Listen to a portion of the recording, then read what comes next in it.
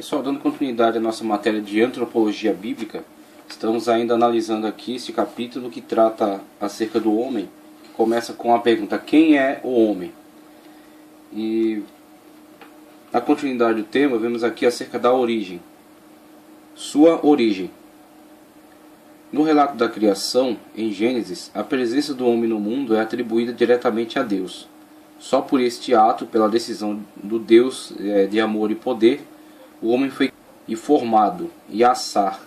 Mediante este ato criador, o homem fisicamente foi formado do pó da terra, dotado de vida espiritual pelo sopro divino. Passou a existir numa dualidade de relacionamento simultâneo com a natureza e com Deus.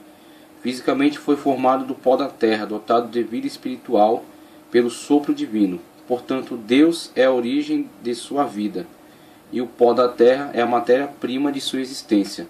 Então, constatamos aí a partir dessa, tanto na questão aqui da leitura quanto da análise que fazemos em relação a nós e a nossa condição perante a natureza, que o ser humano está numa relação material próximo de todos os demais seres. Então o homem, de acordo com as suas qualidades naturais, o seu corpo, a sua matéria, ele está em relação com os demais seres num âmbito de proximidade. Agora, no que diz respeito às suas qualidades psíquicas, à sua qualidade racional, o homem está num salto muito distante de todos os demais seres. Mesmo que na questão material ele está próximo, ele foi tirado do pó da terra. Como os demais seres, também do pó da terra surgiram, a partir do ato criador do Deus Todo-Poderoso, que disse: a terra produza os animais, as águas produzam os seres marinhos. E do pó da terra, esse Deus Todo-Poderoso formou o homem e soprou nele o fôlego de vida. Então o homem, na sua constituição física, está num patamar muito aproximado dos animais. Inclusive, existem animais de condições físicas superiores ao homem, que o homem não consegue derrotar apenas com seu físico, sem o uso de um instrumento ou de uma estratégia de caça. Então existem animais que superam o homem nessa condição física em relação à força, à velocidade. Por exemplo, a águia, a sua visão é melhor do que a do homem. Os animais que correm mais do que o homem. Então tem diversas condições em que o homem até é inferior em relação a algumas condições encontradas nos animais. Mas o que destaca este homem, o que faz dele o ser dominador de todos os demais, é algo não material que está presente dentro dele. É algo não material que está presente dentro deste corpo material e que o governa. O homem tem racionalidade, o homem tem autoconsciência. E esta autoconsciência leva ele a um processo de construção, a um processo de aquisição de aptidões, de técnica, de raciocínio. Leva ele a empreender desenvolvimento tecnológico, e isso faz com que ele seja dominador sobre todos os demais seres. Então, independentemente de quaisquer outras provas que possam ser levantadas, a prova da diferença do homem em relação aos outros seres, e por isso da criação dele diferenciada dos demais seres, está nele mesmo, no fato dele ter dentro de si a razão, a inteligência, a autoconsciência, e que o põe num patamar diferenciado de todos os demais seres que existem. Tá certo? Então vemos aí que o homem, como a imagem e semelhança do seu Criador, é exatamente o herdeiro, aquele que detém em si qualidades diferenciais em relação aos demais seres. Porque em nenhum outro ser Deus soprou o fôlego de vida, mas somente no homem. Por isso o homem é ele mesmo um ser especial, diferenciado de todos os outros demais seres da criação. Ok? Sua dupla natureza. A dupla natureza do homem, material e espiritual, é determinada pela forma que ele foi criado. O Gênesis, capítulo 2, versículo 7, relata: e formou o Senhor Deus o homem do pó da terra, e soprou-lhe nas narinas o fôlego de vida, e o homem tornou-se alma vivente. Dessa forma, a Bíblia nos faz saber que a parte material do homem foi formada em toda a sua inteireza do pó da terra.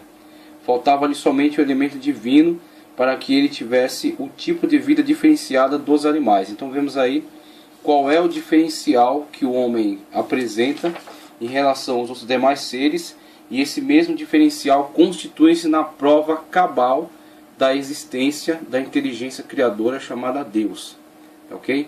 E como Deus criou este ser a partir da mesma matéria-prima dos outros seres, mas nele colocou, né, nele implantou algo de si mesmo, algo que veio da parte dele, tá certo? E que uma vez colocado, uma vez contido dentro deste ser material, torna-o diferente, torna-o singular em relação aos outros demais seres criados. Então temos aí a dupla natureza humana.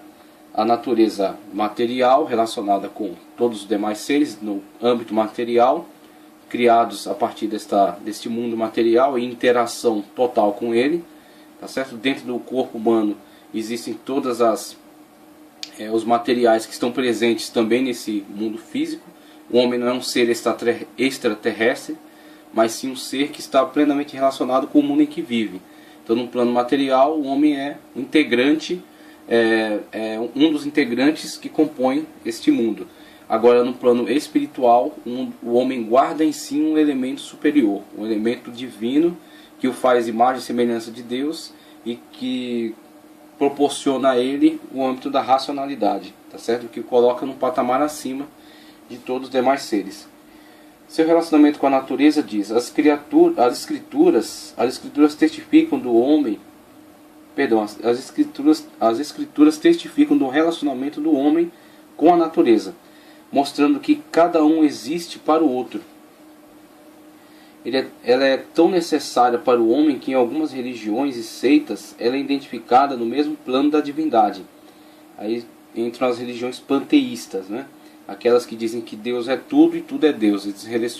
Eles relacionam a deidade com os elementos. Então a deidade está presente nos elementos. Os elementos na verdade são a própria deidade, e a deidade também é os elementos. Então estão ambos relacionados no mesmo âmbito de existência. Assim, embora a natureza tenha sido criada para servi-lo, este também por sua vez tem o dever de cuidá-la. Gênesis 2,15. Portanto, ela não é um tipo de entidade neutra com relação à vida do homem, pois entre ambos existe uma ligação misteriosa, de maneira que o pecado do homem não fez mal só para ele, mas também para a natureza, conforme evidencia o texto de Gênesis 3:17 a 18, Romanos 8:19 a 23. E com certeza,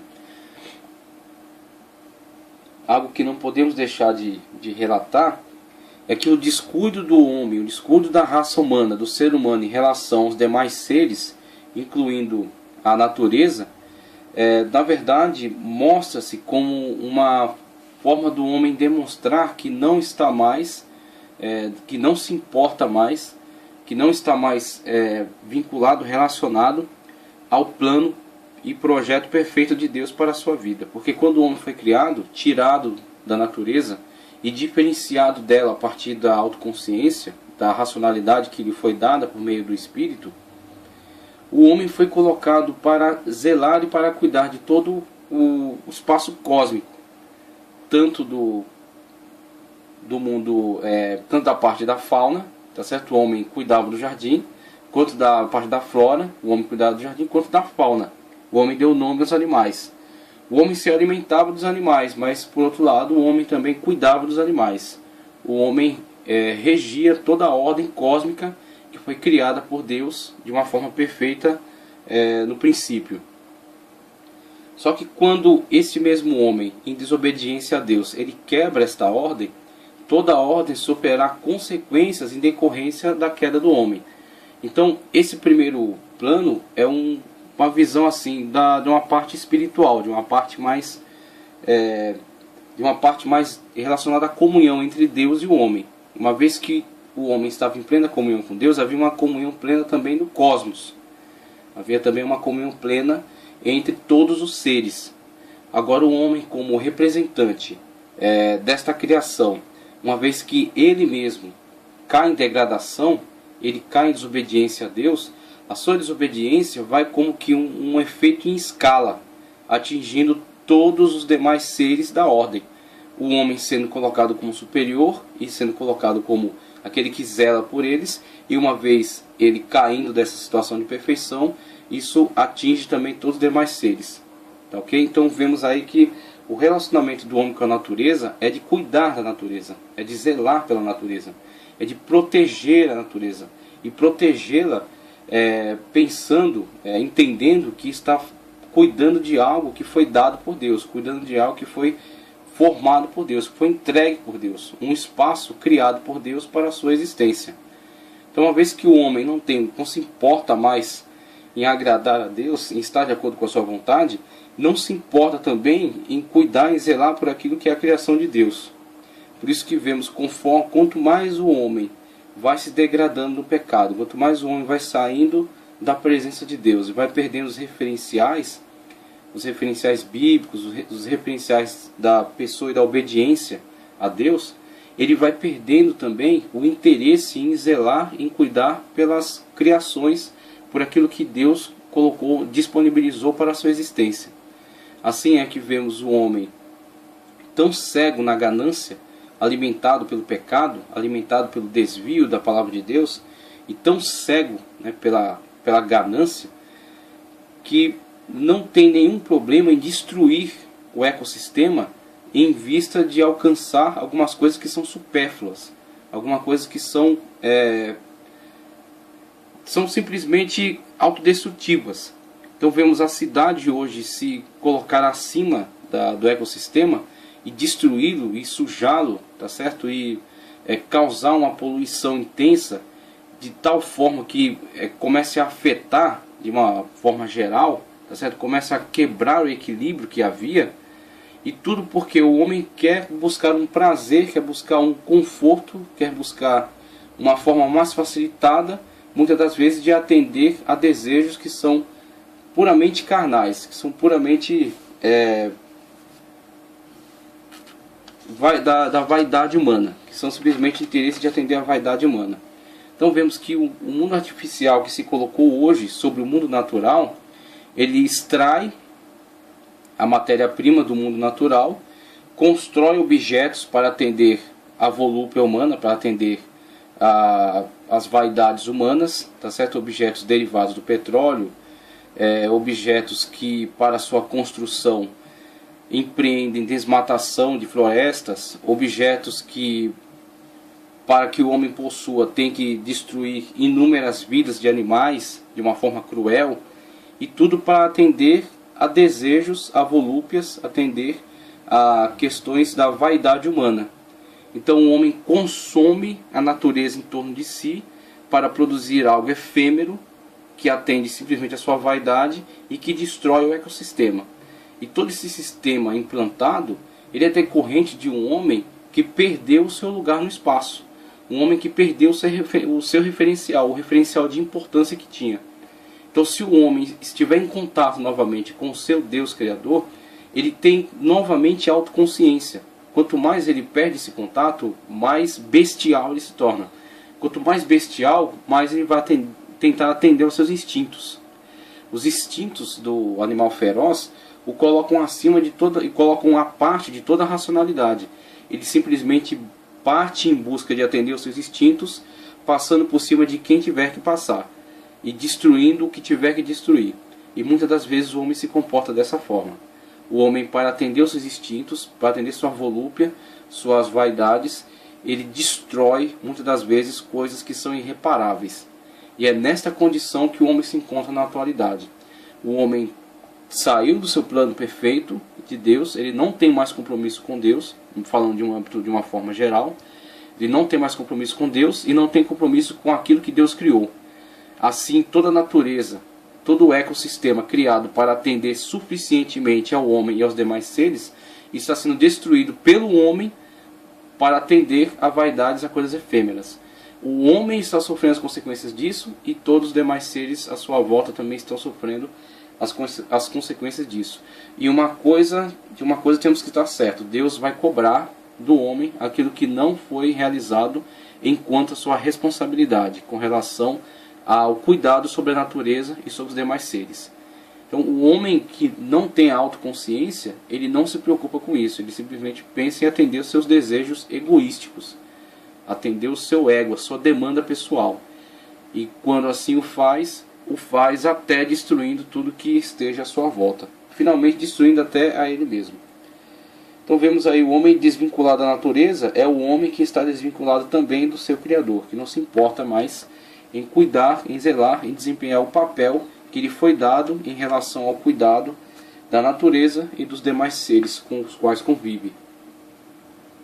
E partimos então para a questão agora da constituição humana.